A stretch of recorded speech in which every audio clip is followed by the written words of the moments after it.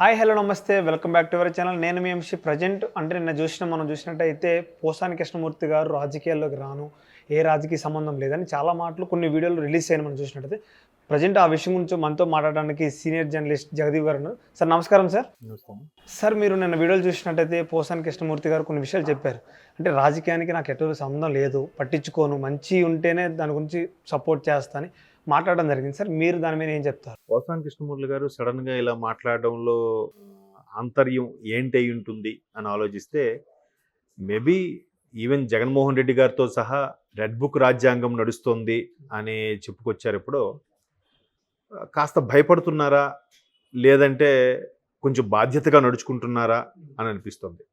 ఇదే పోసాని గారికి మరి గత ప్రభుత్వం ఏం తాయిలాలు ఇచ్చిందో ఏదో పదవి కూడా ఇచ్చినట్టుంది కదా. సో దాని ప్రకారంగా మాట్లాడమని చెప్పినట్టున్నారు. ఈయన కొంచెం ఒక అడుగు ముందుకేసి మరీ మాట్లాడారు. పవన్ కళ్యాణ్ అనే వ్యక్తి నన్ను తిట్టాడు, మీరు చూసారా, సెట్లో నన్ను తిట్టాడు లేదా షూటింగ్లో తిట్టాడు అన్నట్టుగా చెప్పడం. బట్ పవన్ కళ్యాణ్ అనే వ్యక్తి ఆయన ఓపెన్గా ఎప్పుడు తిట్టలేదు మిమ్మల్ని. ఆఫ్ ద స్క్రీన్ తిట్టారేమో కానీ ఆన్ ద స్క్రీన్ తిట్టలేదంటే మీకు తెలియదు. ఒక సన్నివేశంలో ఇలా జరిగింది, నేను ఇంటికి వెళ్ళిపోతే మళ్ళీ పిలిచాడు, మీరు ఉండడం తెలీదా అని మీకు అడిగాడు అని ఏవో చెప్పారు ఆయన. సో ఆయన ఒక ఛానల్కి ఇచ్చిన ఇంటర్వ్యూలో కూడా ఒకేసారి ఒక 10-15 మంది జర్నలిస్టులతో పాటు ఒక్కొక్కరు ఒక్కొక్క క్వశ్చన్ సంధిస్తే దానికి జవాబు ఇవ్వడం విషయంలో కొంచెం గట్టిగానే బాహాటంగానే మాట్లాడారు. అంటే మరి అప్పుడు ఎందుకు అంత ఆవేశం? ఇప్పుడు విమర్శ అనేది ఒక పద్ధతిగా ఉండాలి. మరి ఇప్పుడు ఎందుకు అంత విమర్శగా చేసిన వ్యక్తి ఇప్పుడు రీసెంట్గా ఒక దగ్గర ఒక ప్రెస్ మీట్ పెట్టారు. నేనేమన్నాను ఒకసారి చూపించండి చెప్పండి అన్నట్టు మాట్లాడారు. ఇప్పుడు నుంచి నేను ఇంకా రాజకీయ పరంగా ఏ ప్రభుత్వానికి ఏ పార్టీకి కొమ్ముకాయను, మంచే మాట్లాడతాను చెడు మాట్లాడను అని. అంటే గత ప్రభుత్వంలో మంచే జరిగిందా, చెడు జరగలేదా? పోనీ మంచేనే మాట్లాడారా గత ప్రభుత్వంలో? అది వదిలేసి ఇప్పుడు ప్రభుత్వం ఇప్పుడు జనరల్గా ఎలా ఉంటుందంటే ఎవరు మంచి వాళ్ళు చెప్పుకోవచ్చు.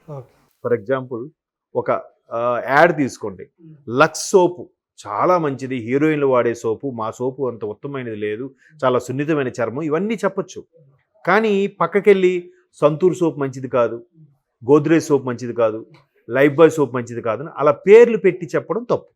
మీ సోపు గురించి మీ ప్రొడక్ట్ కోసం ఎంతైనా మాట్లాడుకోండి, మా సోపుకు మించింది లేదు, యాంజెలినా జూలీ కూడా మా సోపే వాడుతుందబ్బా, హాలీవుడ్ మొత్తం మాదే, నువ్వు చెప్పుకో, సెలవు డబ్బా కొట్టుకో. పక్క సోపుని తిట్టడం కరెక్ట్ కాదు కదా. అలాగే ఈయన మీ ముఖ్యమంత్రి గొప్పవాడు, పోటుగాడు, పథకాలు పెట్టాడు, ఎవ్వరు కాలు కదపకుండా కాలు మీద కాలు వేసి కూర్చొని తినే పరిస్థితి తీసుకొచ్చాడు, అమ్మ ఒడి నాన్నబడి అవేవో అని పెట్టేసి. సో అది పొగడండి. గత ప్రభుత్వం ఏం చేసింది, చంద్రబాబు నాయుడు ఏం చేశారు, పవన్ కళ్యాణ్ ఏం చేశారు. ప్రతి ఒక్కరికి పవన్ కళ్యాణ్ అంటే ఒక చిన్న చూపో ఏంటో తెలియదు, ప్రతి ఒక్కరు మాట్లాడేవాడే. అంటే సార్ ఇప్పుడు ఆ ఎన్నికల్లో తనని బ్యాట్ చేయాలని అలా మాట్లాడడం జరిగింది, సినిమా ఇండస్ట్రీ వాళ్ళు అక్కడికి వెళ్ళడం జరిగింది. అవును, పవన్ కళ్యాణ్ని ఓడించడం కానీ బ్యాట్ చేయడం జరిగింది అంటారు అక్కడ. ఇప్పుడు పవన్ కళ్యాణ్ అనే వ్యక్తి నిజంగా గేమ్ చేంజర్ అందరూ అన్నారు. అంటే ఎట్లా అంటే మ్యాన్ ఆఫ్ ది సిరీస్ లేదా మ్యాన్ ఆఫ్ ది మ్యాచ్ అని చెప్పారు చాలామంది. ఇప్పుడు కెప్టెను చంద్రబాబు నాయుడు గారు, ఆటలో పనితనం చూపింది ఆయన కెప్టెను, ఆయన సారథ్యంలో మంచి మంచి బౌలర్లు బ్యాట్స్మెన్లు ఉన్నారు, ఓకే. లాస్ట్ ఇంకా 6-7 నెలలు ఎలక్షన్స్ ఉన్నాయనగా ఈయన అరెస్ట్ అవ్వడము, అరెస్ట్ ద్వారా పవన్ కళ్యాణ్ ఆగస్టులో ఎప్పుడు అరెస్ట్ అయ్యారు కదా, 2023 ఆగస్టులో అరెస్ట్ అయ్యారు. అప్పుడు పవన్ కళ్యాణ్ గారు అక్కడికి వెళ్ళడం, కలవడం, బయటకు వచ్చి మరుక్షణమే మేము ఇకపై టీడీపీతో కలిసి పోటీ చేస్తున్నామని అనౌన్స్ చేయడం, ఒక్కసారి ట్రెమండస్ చేంజెస్ వచ్చేసాయి. ఈవెన్ టీడీపీలో కూడా బాబు గారిని అరెస్ట్ చేసే విధానం ఏదైతే ఉందో అది సక్రమంగా లేదు. ఒకవేళ తప్పు చేశారు ఆయన అరెస్ట్ చేయండి, ఎవరు తప్పు పట్టట్లేదు. కానీ అర్ధరాత్రి అపరాత్రి అని లేకుండా వేకుజామున 2:30-3 అప్పుడు వెళ్ళి ఆ క్యారవాన్ డోర్ కొట్టి బయటికి పిలిచి అరెస్ట్ చేసి నెక్స్ట్ 2 రోజులు బెయిల్ రాకుండా ఉండేందుకు శుక్రవారం రాత్రి శుక్రవారం సాయంత్రం ప్లాన్ చేసి, అంటే ఇవన్నీ ఎంతవరకు కరెక్ట్ ఇవి? సో అలా చేయడం వల్ల చాలా ఇబ్బందులకు గురయ్యారు. అవన్నీ వీళ్ళకి కనబడలే. అలా ఎప్పుడైతే అరెస్ట్ అయ్యారో ఒక్కసారిగా స్తబ్దుగా ఒక మోస్తరుగా, సరే అరెస్టులకో దేనికో భయపడో కాముగా ఉన్న టీడీపీ శ్రేణులంతా కూడా ఒక్కసారిగా పెళ్ళిబుకారనమాట. రోడ్ల మీదకి వచ్చారు, ధర్నాలు చేశారు.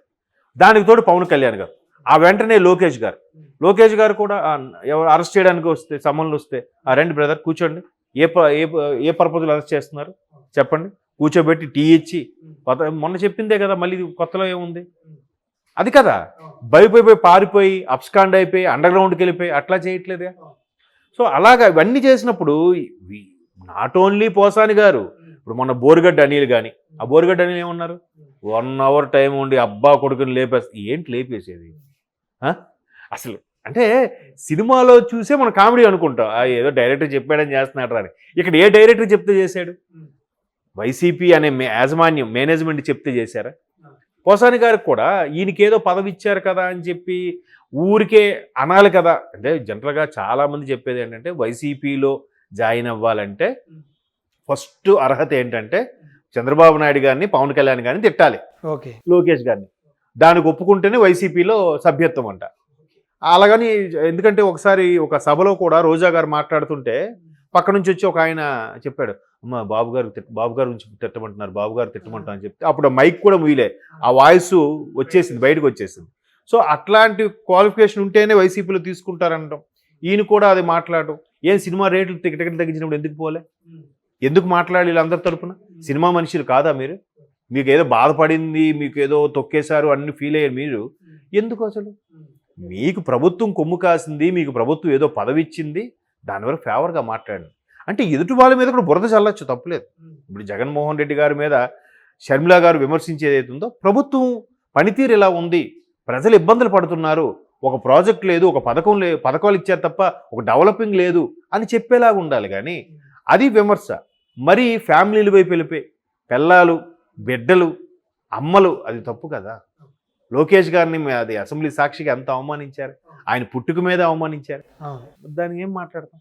సో అలా అంత దారుణంగా ఉన్నప్పుడు అరే ఈ రాజకీయాలు, ఈ పదవులు శాశ్వతం కాదు, మనకు తెలియదా అనుకోవచ్చు కదా. ఇదే పోసాని గారు మంచి రైటరు, ఎన్ని కథలు రాశారు, ఎన్ని డైలాగ్స్ రాశారు, ఆయనకు అనుభవం లేదండి? పైగా ఆయనకు తెలీదా ఎవరు ఏది శాశ్వతం కాదని? ఇది ఈ 5 ఏళ్ళు పదవి శాశ్వతం అనుకొని ఆయన చెలరైపోయి మాట్లాడారా? ఎప్పుడైతే సుమారుగా 50కి పైగా కేసులు అటు గుంటూరులోను, రాజమండ్రిలోను కేసులు నమోదయ్యాయో, ఇప్పుడు ఒక్కసారి జ్ఞానోదయం అయ్యిందా? లేదంటే అమ్మో ఎందుకులే ఈ కేసు, ఇప్పుడు ఏం చేసేస్తారని కాదు, అరెస్టులు, బెయిలు, వారెంట్లు, కోర్టులు తిరగడాలు, ఇవన్నీ తలనొప్పి కదా. సరే ఎందుకులే అనుకుని ఇప్పుడు రియలైజ్ అయినట్టున్నారు. మరి ముందు కూడా ఇలాగే ఉండొచ్చు కదా. లేదా వాళ్ళు పదవి ఇచ్చినప్పుడే బాబు మీకు పదవి ఇస్తున్నాం, మేము ఏం చెప్తే అది చెయ్యాలి.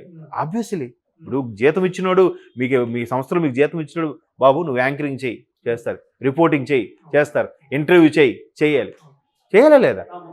ముందే మాట్లాడుకోవాలి. ముందు కూడా ఇలా మాట్లాడి ఉంటారు, మేము మేనేజ్మెంట్ నుంచి ఇవి వస్తాయి, ఈరోజు పవన్ కళ్యాణ్ తిట్టాలి అంటే తిట్టాలి, లోకేష్ బాబుని తిట్టాలి. అంటే ఏ ఆశ చూసి వెళ్ళారు? పదవి కోసమా, డబ్బు కోసం? మరి అది వాళ్ళ విజ్ఞతకే తెలియాలి. ఎందుకంటే పదవి కోసమో, డబ్బు కోసమో, పైగా ఆయన పెద్ద రైటరు, ఆయన తెలియంది ఏముంది, ఏది శాశ్వతం కాదని. మరి అది శాశ్వతం అనుకొని వెళ్ళిపోయి చెలరైగా మాట్లాడారా? ఇప్పుడు జ్ఞానోదయం అయ్యేసరికి ప్రెస్ మీట్ పెట్టి మరి నేను ఇక్కడ నుంచి ఎవరిని ఏమి అన్ను, మరి ముందెందుకు అనాలి? అంటే ఏమైనా భయపడుతున్నారా? అంటే రీసెంట్గా లోకేష్ గారు యూఎస్ వెళ్ళినప్పుడు కూడా ఇప్పటికే 2 చాప్టర్లు అయ్యాయి రెడ్ బుక్లో, ఇంకా 3వ చాప్టర్ ఉందని కూడా ఒక స్టేట్మెంట్ ఇచ్చారు. సో దానికి భయపడి ఏమైనా వీళ్ళకి యూటర్న్ తీసుకొని గేరు మార్చి డైలాగ్స్ మాట్లాడుతున్నారా? నేను అదే అంటాను, ఎక్స్ట్రీమ్ లెవెల్కి వెళ్ళి మాట్లాడు. ఇప్పుడు నేను విమర్శిస్తున్నాను, విమర్శించినప్పుడు ఎక్స్ట్రీమ్ లెవెల్కి వెళ్ళి విమర్శించట్లేదు కదా. ఆ ప్రభుత్వంలో ఉన్నప్పుడు వాళ్ళు ఇలా మాట్లాడారు, అది పద్ధతి కాదు అనే వరకే విమర్శించాలి. మరీ భార్యల్ని, పిల్లల్ని, అది పద్ధతి కాదు. లేదా వాడు ఏం చేశాడు, వాడు